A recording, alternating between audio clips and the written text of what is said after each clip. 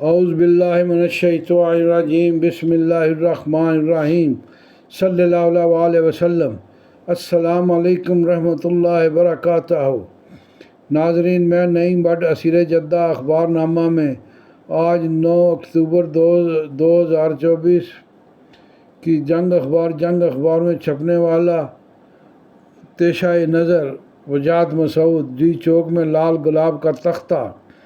لکھنے والے بھی عجیب مخلوق ہوتے ہیں، ایک ہی وقت میں کئی دنیاؤں میں بسیرا کرنے والے، نہ چاہتے ہوئے بھی گلی کوچوں میں بسنے والی سادھارن مخلوق سے الگ کسی کھپریل کے نیچے جا بیٹھتے ہیں۔ کوئی ٹکسالی گیٹ کے حجرے میں جا بیٹھتا ہے تو کوئی دریا کے کنارے کسی بے عبادت گاہ کے خاموش کونے میں چند پوشیدہ کتابوں اور اپنے ہی لکھے پرانے کاغذوں کے ساتھ وقت گزارتا ہے۔ یہ لوگ کسی کو فائدہ پہنچاتے ہیں اور نہ نقصان۔ تنگ بازاروں اور آباد کوچوں میں طرح طرح کے بیپار سے رزق کمانے والے کبھی انہیں مجنوں سمجھتے ہیں تو کبھی سرگوشیوں میں ان آشفتہ مزاج بوریا نشینوں کی کٹیا میں زیر زمین دبے سکوں اور خزینوں کا ذکر کرتے ہیں۔ 1997 میں اسد محمد خان نے کہانیوں کا ایک مجموعہ شائع کیا تھا۔ غصے کی نئی فصل 16ویں صدی کے حکمران شیر شاہ سوری کے دارالخلافہ سہسرام کی ایک سرائے کی اس حکایت میں دو بنیادی کردار ہیں، حافظ شکر اللہ خان اور ایک کم عمر طالب علم فیروز اسد۔ محمد خان اپنی ذات میں جدید اردو ادب کا حافظہ شکر اللہ ہے، جس نے 90 کی دہائی کے کراچی سے ٹپکتے لہو کے قطروں میں صاحبان اقتدار کا کھیل سمجھ لیا تھا۔ یہ وہ دن تھے جب وقفے سے کراچی میں آگ بھڑک اٹھتی تھی۔ لال انگارہ آنکھوں والے نوجوان اسلحہ اٹھائے بازاروں میں نکل آتے تھے اور اندھا دھند درجنوں لاشیں گرا کر نامعلوم ٹھکانوں میں غائب ہو جاتے تھے۔ اسد محمد خان نے مردوزی فرقے کے عجیب و غریب رسم عقائد کی آڑ میں کراچی شہر کی بپتا بیان کی تھی۔ رات کے اندھیرے میں الاؤ کے گرد جنگلی درندوں کی طرح خوفناک آوازیں نکالنے والوں نے یہ راز جان لیا تھا کہ آدمی کا مزاج محبت، غصے، عقیدت اور نفرت کے عناصر میں گندا ہے۔ غصے اور نفرت کو سلیقے سے باہر نکلنے کا راستہ مل جائے تو انسانوں میں محبت، رواداری اور مدارت کی ٹھنڈک باقی رہ جاتی ہے۔ اسد محمد خان کا بیان ہے کہ سہسرام کے حکمران شیر شاہ سوری کا مردوزی فرقے کی شبینہ مجلسوں سے تعلق نہیں تھا۔ 5 صدی بعد اسد محمد خان جس کراچی شہر میں زندہ رہنے پر مجبور تھا، وہاں اہل حکم نے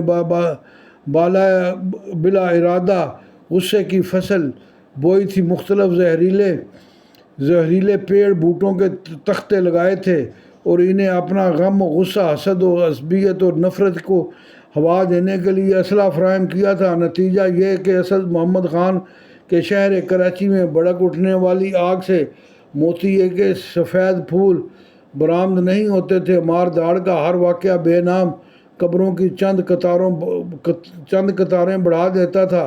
کراچی سے بہت دور اسلام کے نام پر آباد ہونے والے دارالخلافہ میں حکمرانی بدل جاتی تھی۔ سہسرام کے حافظ شکر اللہ خان کا انکہا شاگرد فیروز جب اسد محمد خان کی کہانی میں پہنچا تو اس کا نام حارث خلیق ٹھہرا، جس نے ہڈیوں کی مٹھ ایک جھریوں بھری پختون ماں کا بیان لکھا تھا۔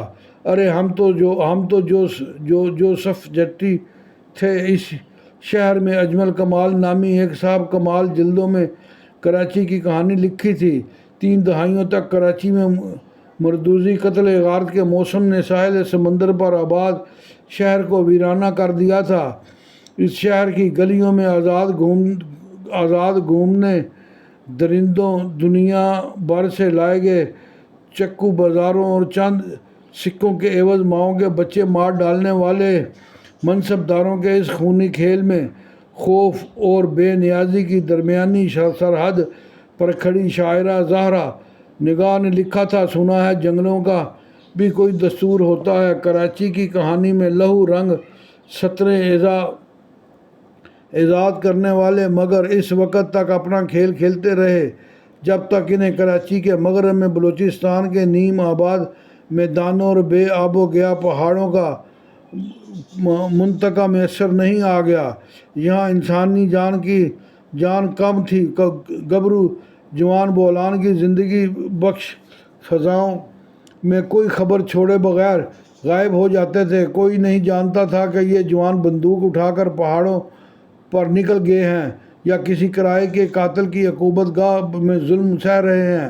ماؤں کے آنسو ہوا میں گم ہو جاتے تھے، بہنوں کے خوبانی جیسے رخساروں پر آنسوؤں کی لکیریں کسی اخبار میں خبر نہیں بن پاتی تھی۔ ننھے بچوں کے ننگے پیروں پر جمی دھوپ اور مٹی کی تہ ان کی تقدیر کا ذائچہ بن جاتی تھی۔ اس خطے میں مردوزی فرقے کے سرکاری خرید بردار اجنبی زبان بولتے تھے اور یہاں کے قبیلوں کے سردار ہزاروں میل دور محفوظ مقامات سے پیغام رسانی کرتے تھے۔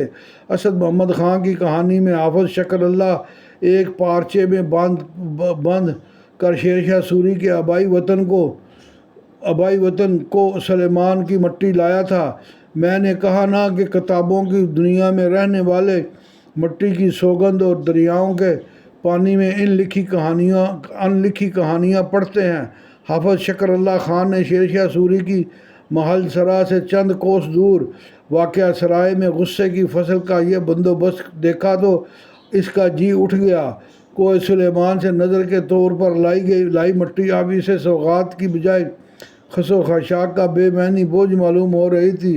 حافظ شکر اللہ نے شیر شاہ سوری سے ملنے کا ارادہ ترک کر دیا۔ کوہ سلیمانی کی پارچے میں بند مٹی کھول کر اسے تختہ زمیں پر بکھیر دی، جہاں رات بھر غسیلی آوازوں میں ایک دوسرے پر غرانے والوں کی چیخ و پکار سفید پھول اگتے تھے۔ اس کو بتائے بغیر حافظ شکر اللہ نے واپسی کا قصد کیا تو اس کی نظر اچانک پھول کے اس تختے پر پڑی۔ وہاں سفید کلیوں کے بیچوں بیچ لہو رنگ پھولوں کی فصل سر اٹھا رہی تھی۔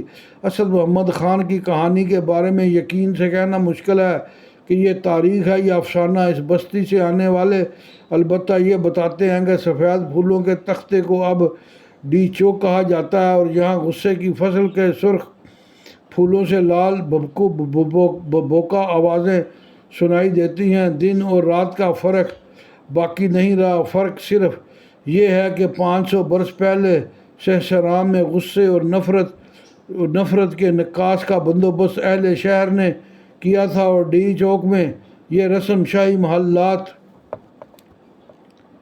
سلے کی گئی تمثیل کے مطابق ادا کی جاتی ہے۔ یہ تھا جناب وجاہت مسعود صاحب کا تیشہ نظر کالم۔ امید ہے آپ کو پسند آیا ہو۔